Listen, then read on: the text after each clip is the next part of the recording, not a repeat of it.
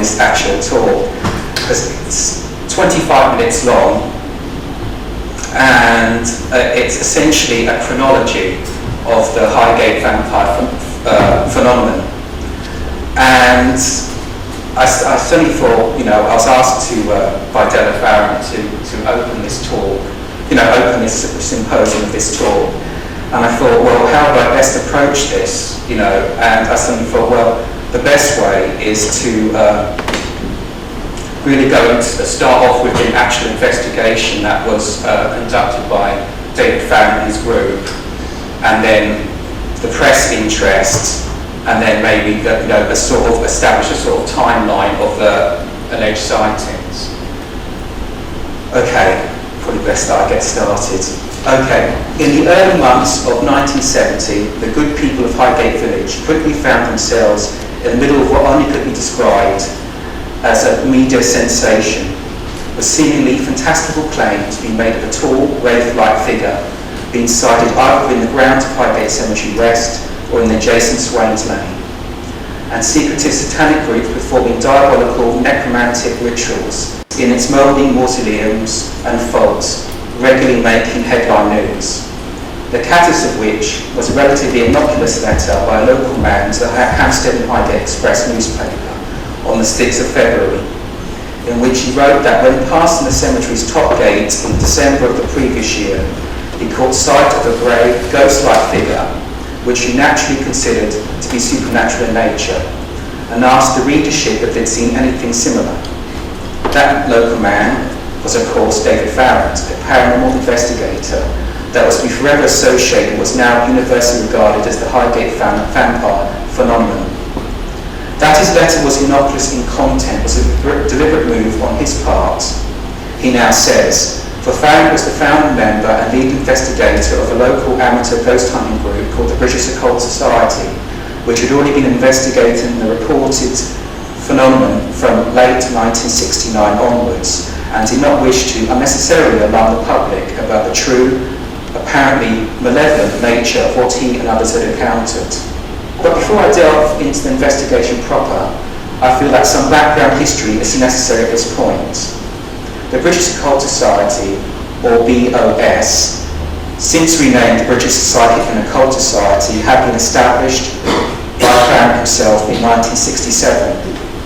At the time, Farron was a practicing Wiccan with his own coven and had a strong interest in all matters pertaining to the occult and the supernatural, an interest that had stemmed from his own childhood encounters with ghosts that reputedly haunted his family home, an interest incidentally had been much encouraged and supported by his mother, much to his more materialistically minded father's chagrin, for she herself had a long involvement with the spiritualist movement. Naturally, in time, Farron became well known within various occult circles, and in turn this resulted in ever-increasing demands on his time, whether it be from letters or calls from people or organisations, requesting his help or advice, or invitations to attend magical talks at conventions from around the country. Nevertheless, it was becoming quite burdensome for him, so in discussion with his close friends and associates, it was decided that these competing responsibilities would be best handled collectively by the formation of a society of like-minded individuals.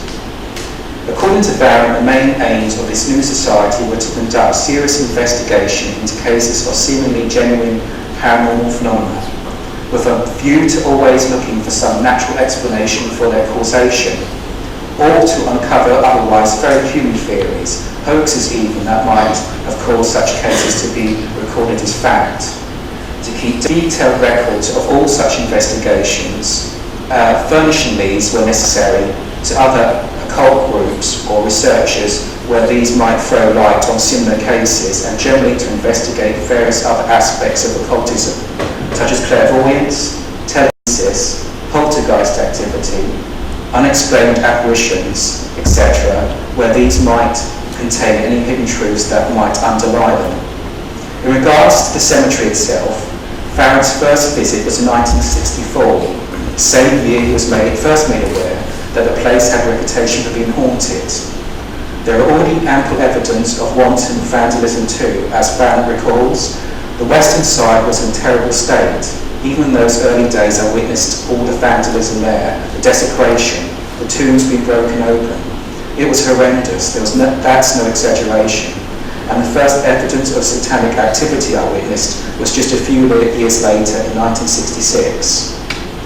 That there are reports of vandalism and desecration dating as early as the mid-1960s should perhaps come as no surprise when you consider that the cemetery was already in a quite perilous state of general decline by that time, through the poor management of its tombs, monuments and flora, due to a profound lack of funds and as a consequence, the lack of necessary manpower required at the very least to arrest said decline. As the American author Richard Oltig, shortly after a visit to the cemetery as part of his research into Victorian popular culture, personally attested, Highgate Cemetery by its very nature is warranted to convert what begins into a mere visit into an adventure. It represents what would result if the accumulated monuments of Westminster Abbey were transferred in a memorial extravagance to the Amazon rainforest. Although the guide maintains that lush growth is systemically eliminated during the winter by the use of billhooks and wholesale burning, one cannot believe it has been curbed for years. Thick cuckoo grass rises to a height of 4 or 5 feet. Trees, saplings, wild shrubs, weeds, all the rank vegetation that a weeping English climate can bring forth, swallow up every tombstone that does not front directly onto a path. To reach one grave requires plunging from the path through the brambles and burrs and hip-high undergrowth and tough ground-clinging vines that constantly trip up the explorer from the London pavements. Machete is not ordinarily part of one's travelling equipment in England, but it would come in handy here. It was this very state of neglect that helped lend the cemetery a Gothic, some would say sinister air back in the day. After all, it was this very same quality that was to be fully exploited by Hammer House of Horror and Amicus Productions in the period of the late 60s, early 70s. So it could hardly come as a surprise to anyone, regardless of the particular stance on the paranormal, that all this ruin and decay would ultimately prove quite a fertile ground for local stories of the western coast, or even worse, a marauding vampire. As it was, stories of alleged supernatural activity, alongside rumours of nocturnal satanic skullduggery, were being actively discussed in Highgate's pubs and taverns by the late 1960s, and in time this very environment was to provide that BOS was something of a kickstart to their nascent investigation. For one late August evening in 1969, Di Compton, the mother of the landlord of the Prince of Wales public house, excitedly conveyed a conversation she had had with a lunchtime regularly that day. With Di acting as a go-between, a meeting was swiftly arranged between this gentleman, a resident of North Hill, and found at the Red Lion and Sun. During this rather hushed rendezvous, Farron learned that a man who settled upon the pseudonym Thornton for the benefit of his career as a respected chartered accountant had a very strange experience in Highgate Cemetery West. Thornton, a smartly dressed man in his late 30s, just a few weeks previously, having found himself an unusually empty diary of appointments, decided to follow up his usual lunch hour and deal at Highgate Village with a leisurely stroll around the cemetery. A keen amateur photographer, over the 2 hours following, carefully composed shots of stone angels and obscure monoliths, until the distant ringing of a bell signalled that the cemetery gates were soon to be locked. Thornton relayed to Farron with some embarrassment what happened next, and Farron in turn published the full account in his 1991 book Beyond the Highgate Vampire. Not being a superstitious person or even believing in the existence of ghosts, he walked calmly around looking for the gate when he suddenly became aware of the presence of something behind him. Swinging around less than 6 feet away, he saw a tall, dark spectre hovering just above the ground. He found himself transfixed to the spot, completely unable to move, drained of energy by some powerful hypnotic force that in a matter of seconds rendered him unconscious by any sense of time or his surroundings. So great was the intensity of this force that he remained like this for several minutes, or what seemed like several minutes to him, before the spectre abruptly vanished and slowly regained his normal faculties. Farron found Thornton's account most intriguing. He seemed to be a thoroughly sincere and logical person, and therefore not the type liable to fantasy or exaggeration. That he had seen something, there seemed little doubt, but what was especially interesting was that he thought that the entity had somehow been actively seeking him out to cause him actual physical harm. An uncommon occurrence with reports of ghostly confrontations, and ghosts themselves rarely reported as exercising any physical control over their human counterparts. It was a fair conclusion then that the phenomenon definitely malevolent by nature. A few months later, another contact in the village helped arrange a meeting between Varron and an elderly female friend who had told of a terrifying experience in Swains Lane a few days previously. Approaching 70 years of age, but still very sprightly, this lady, who lived in the first floor apartment on the Holly Lodge estate, twice a day walked a small dog up and down Swains Lane. Until one evening in September 1969, she experienced nothing untoward. But on a fateful evening, as she was walking the dog past the cemetery's main gates, something inside the West Cemetery caught the animal's attention. Alarmed by the dog's sudden barking and growling, the lady followed its line of vision and was startled to see a tall, dark man hovering just above the ground inside the gates. As he floated towards her, the witness recalled that the strange man vanished before her eyes as swiftly as he had appeared. Several more people were interviewed in the following weeks, but again, most of these accounts turned out to be second-hand reports or exaggeration of what had now become an already established rumour. Therefore, the next logical step seemed pay a visit to Highgate Cemetery in daylight in order to check the site of the phenomenon's reputed appearances and perhaps discover some clues that could offer an explanation for these sightings by way of a hoax or otherwise. His first excursion to the grounds in 2 years was to prove something of an anticlimax, certainly at least in terms of substantiating the existence or otherwise of an supposed entity. However, he found himself physically shocked by the all too apparent increase in the vandalism. Vaults had been broken open and coffins quite literally smashed apart. One vault, quite close to where Thornton had allegedly encountered the entity, yawned open and within a skeleton half spilled out of its broken coffin. Another vault on the main pathway had been thus entered, and one of the coffins inside set alight. Although this vault had been padlocked and chained, the door was made of an iron grille and the vandalised coffin was available for all to see. Furthermore, it appeared that virtually no attempt had been made to repair any of the damage. Farrell decided that his next course of action, therefore, would be to visit the cemetery after dark. The winter solstice is held in pagan tradition as the night when spirits are empowered to return to Earth.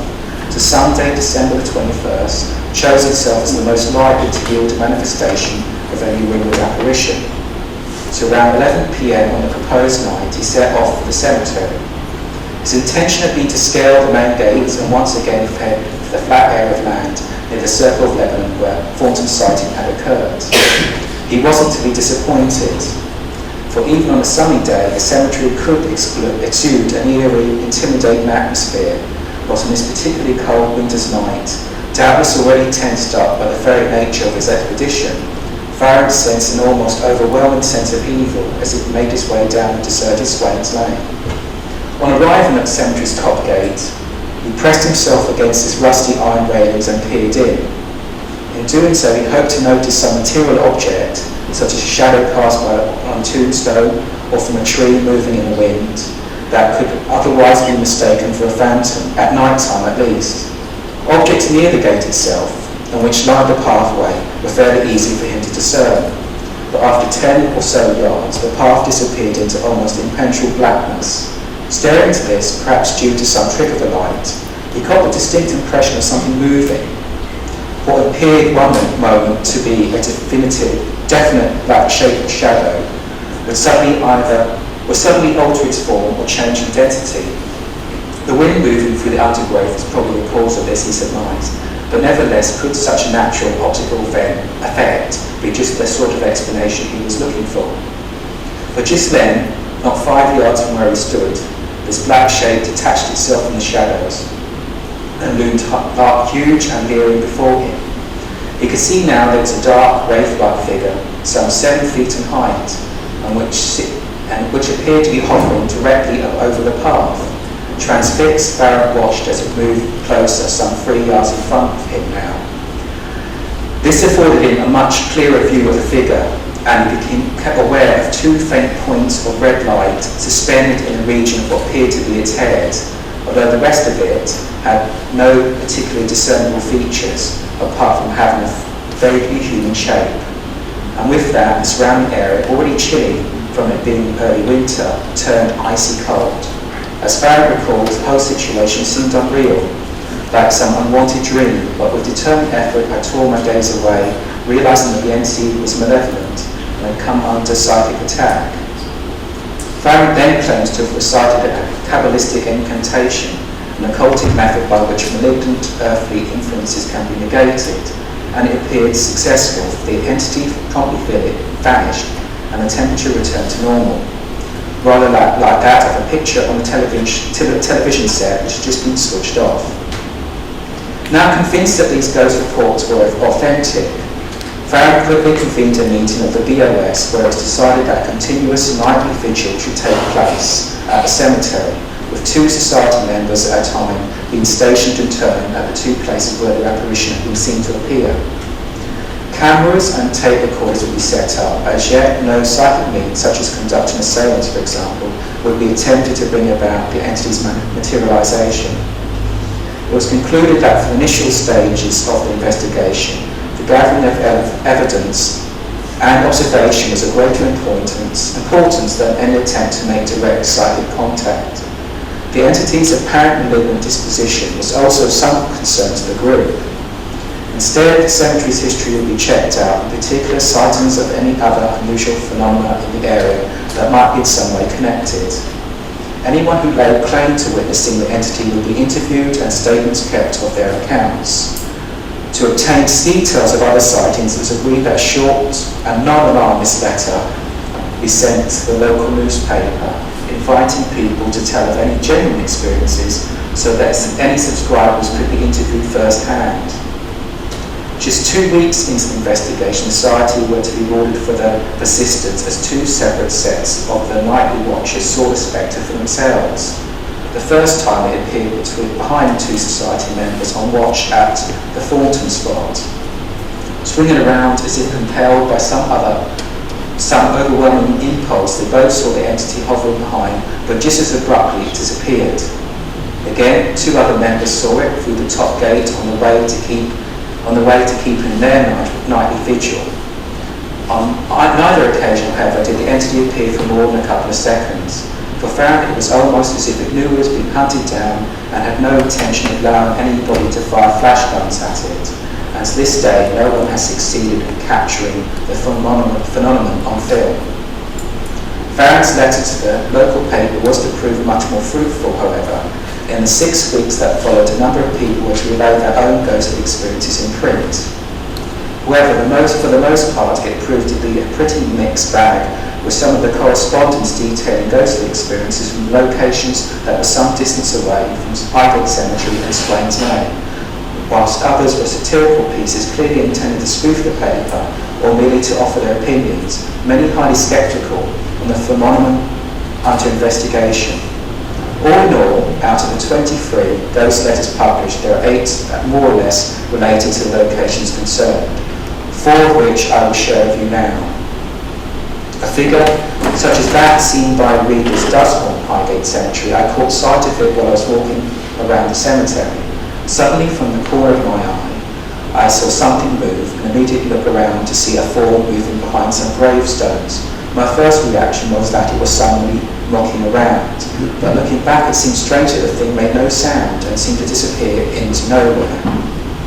That was from D. Winborn on February the 20th, 1970. The ghost started a friend and myself when we were returning home from night duty. Being nurses, we were able to deal with most situations, but the ghost, which appeared to be walking towards us from within the gate, sent us running up Swain's Lane as fast as we could. Miss C. Stringer, a letter published in February the 20th, 1970. One evening in January, my car broke down in Swain's Lane. I pulled into the parking space by the cemetery gates. I'm a practical person, even considered conservative, and things such as ghosts do not or did not scare me. Suddenly, however, I noticed a terrible apparition glaring at me through the bars of the gate. Not being very brave, I turned and ran, tripping into a puddle and ruining my best suit. Scrambling to my feet, I took a quick glance over my shoulder, but to my great relief, the thing had gone. It never occurred to me it could be a vampire, but if it was, then I consider myself lucky to be alive. P. Fluckinger, dated March 6, 1970. And in the final letter, in July last year, my way home from work, around 9:30 p.m, I passed Highgate Cemetery while walking up Swain's Lane. I just recovered from a minor operation. On account of this, I frequently suffered from short bouts of depression. On this particular night, I stopped short at the sight of a figure running towards me without making an apparent noise. As soon as I realised this, I immediately began to panic. And when I looked again, the figure had disappeared. I know that many similar incidents have been related, but this may serve to confirm what's already been said. D. Osborne, March 20th, 1970. During that period, nightly vigils by the Society at the cemetery continued, although there was no significant development. The phenomenon was no longer being cited. To Farron, it seemed that the ghost had not taken kindly to all the intrusion in its privacy, and had literally gone to ground to avoid further persecution. Attempts at establishing Roger's identity via historical research had also drawn a blank. All Farron could ascertain was that the phenomenon had a long, well-established oral tradition, but as yet there was nothing concrete to chase up. During this lull in investigation, an Islington resident approached the Hampstead and Highgate Express with a theory of his own, that the cemetery ghost that everybody was seeking was not a ghost at all, but a blood-sucking vampire. Under the rather lurid headline, "Does a vampire walk in Highgate?" went on to explain that this king vampire of the undead was originally a European nobleman who had dabbled in black magic in medieval Wallachia, now modern Romania. His followers eventually brought him to England in a coffin at the beginning of the 18th century and bought a house for him in London's West End. But his ultimate unholy resting place was his yet undiscovered tomb in Highgate Cemetery. He also believed that the desecration of graves was largely the work by godly Satanists aiming to fully resurrect this king vampire. They learned about vampires from books by clergyman Reverend Montague Summers, an authority in the occult, but that Bram Stoker's novels were largely based on factual evidence that was personally relayed to him second-hand from others, adding with a flourish, when parts of Britain were plagued by vampirism centuries ago, Highgate area is the centre of a lot of activity there's been ever since. To say that this new theory proved controversial would be somewhat of an understatement. One of Britain's foremost contemporary exorcists, the Reverend John Neil Smith, was far from impressed, being of the opinion that the whole idea of vampires prowling cemeteries was probably a novelistic embellishment. And he had a point. Belief in the supernatural vampire was, still is, largely preserved of isolated rural communities living in Central and Eastern European countries, such as Romania and Croatia. And even then, the characteristics and attributes of a vampire would vary from culture to culture. Not so vampire, who, after continual expansion, elaboration and revision of its narrative, took an altogether more Stoker-esque Hollywood hue. The plot, real-life account, strangely paralleled much of Stoker's Dracula, with eerily familiar occult horror elements that instantly brought contemporary writers such as Dennis Wheatley, Richard Matheson and Shirley Jackson to mind upon reading. But then again, maybe that's just me. Vampire ultimately proved to be rather anemic. Before had finally tracked it down to the basement of a derelict neo-Gothic mansion very near to Crouch End, staked it and burnt it, it only successfully turned one female victim and bitten 3 others, who survived, opting instead to exsanguinate the cemetery's foxes. At the time, however, the local press backed it up, and it was quickly followed by equally sensational headlines such as "Why do the foxes die?", "The ghost goes on TV", I was the vampire, and that vampire back again? This new vampire angle also got the attention of the regional television networks, and from there, the national and international press. It culminated in the now infamous vampire hunt of March the 13th, 1970, in which a group of well over 100 youths descended on the cemetery in the late evening. The police managed to contain much of the mob, but still some small groups managed to gain entry, causing considerable damage to graves and monuments. As it was, the vandalism and tomb desecrations had already took on a more grisly turn, with the reports of coffins being broken into and their interred remains either impaled with iron rods or removed altogether to be decapitated and burned. Police patrols were stepped up in response, which only served to hamper the BOS investigation. An initial attempt to form a seance by the group and contact the entity was interrupted by a police patrol, which led to Frank being arrested and charged for being in an enclosed space for an unlawful purpose, though this purpose was not clarified in the charge itself. However, on that occasion, the case was dismissed by the magistrate as there was no intention by the defendant to damage coffins. The cemetery was not an enclosed area in the strict legal sense. From then on, it became increasingly difficult for the society to conduct any further investigations without risking an interception by a police patrol. In 1975, the cemetery, having been acquired by the charitable trust The Friends of Highgate Cemetery, was closed to the public. As perhaps as a consequence of more and more restrictions being imposed on visitors, sightings of the entity appeared to tail off too. The society was left no choice but to put their investigation, as yet unsolved, on ice. But this lull in activity was not to last. Over the next 20 or so years, both press and public interest remained undimmed, with Farrant, now forever associated with the Highgate Vampire case, receiving frequent requests by the media to pass comment on either it or other alleged paranormal phenomena. This interest, although very welcome, has proven somewhat of a burdensome distraction to the society that already had its hands full dealing with numerous other ongoing investigations. The solution eventually arrived in the form of the Highgate Vampire Society, a popular membership group that had been established by local author and historian Jenny Lee Cobham. Cobham started the society in 1995 when she was researching material for a book published in the following year on ghosts in North London, including Highgate and the Barnet area.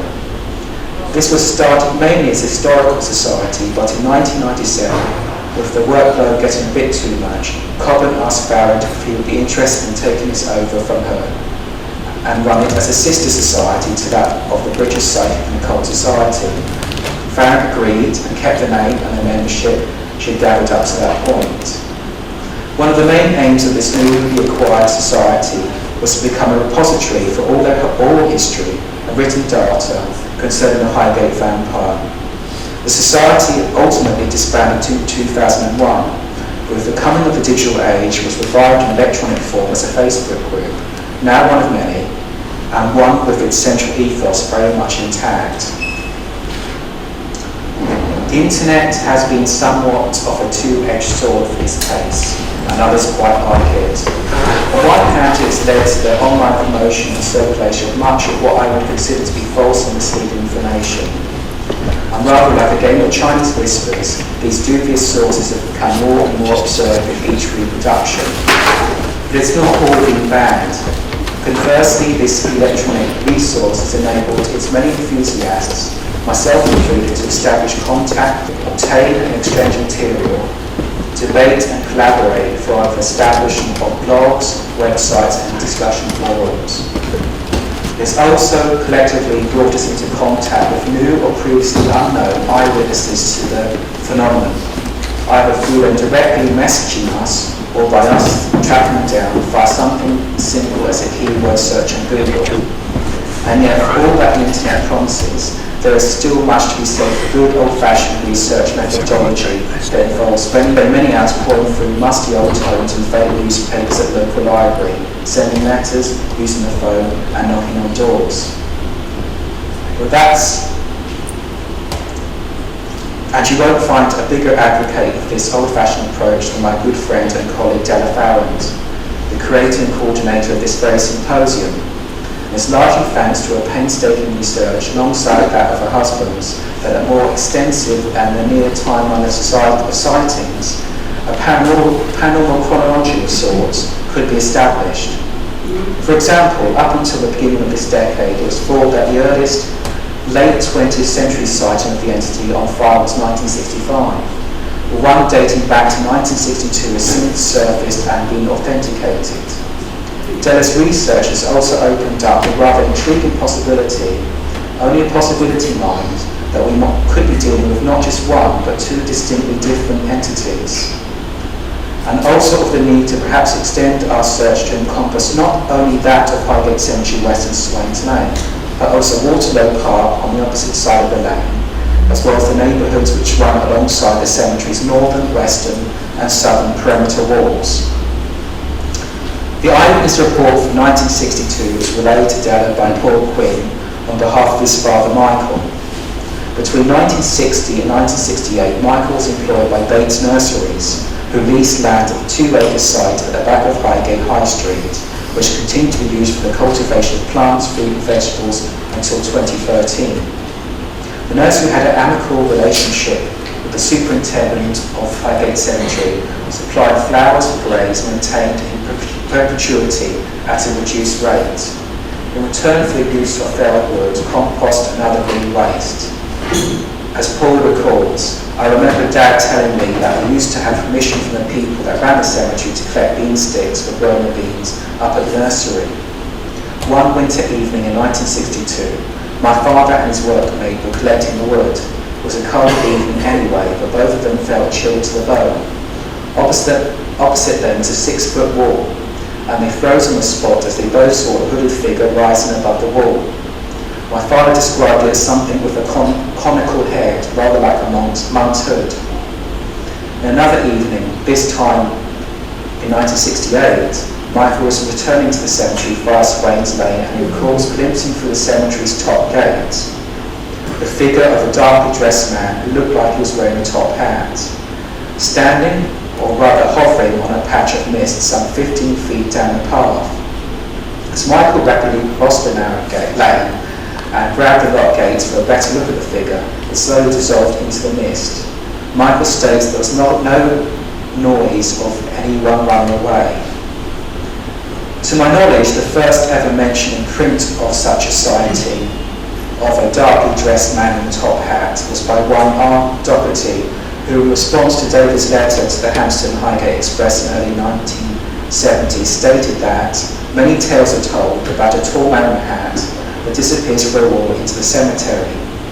Local superstition also has it that bells of the old disused chapel inside the cemetery toll mysteriously whenever he walks. What makes Michael Quinn's account so fascinating to me, other than being only one of 2 people known to have had more than one paranormal encounter in the area of concern, is that he had the exclusive privilege of encountering both of the known spectral archetypes of the vampire, or ghost, that of the black-shrouded, almost featureless, wraith-like figure, a more discernibly human, yet equally towering gentleman in black garb, sporting a top hat. But could they really be the same figure? Della is certainly of that opinion, given that they have both appeared in much the same locations and sharing some notable attributes, such as being tall in stature and darkly clothed. Perhaps then it can alter its appearance at will, or is just a partial manifestation of the top-hatted apparition. I've made some reservations about this theory myself, for in spite of both Doherty's and Quinn's testimony, sightings of the tall shrouded wraith were much more prominent in the late 60s, early 70s, and the top-hatted gentleman taking much more of a centre stage some 2 decades later.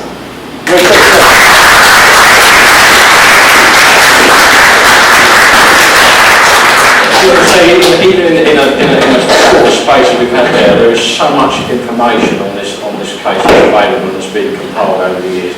In that short talk from Redmond, you saw all these various aspects of the Highgate case: the occult connection, the vampire connection, the supernatural ghost connection. These are the things that we're going to be exploring later on during the day. We're going to take a 10-minute break now just to set up the next section, and then when we come back we'll be talking about Highgate and the occult.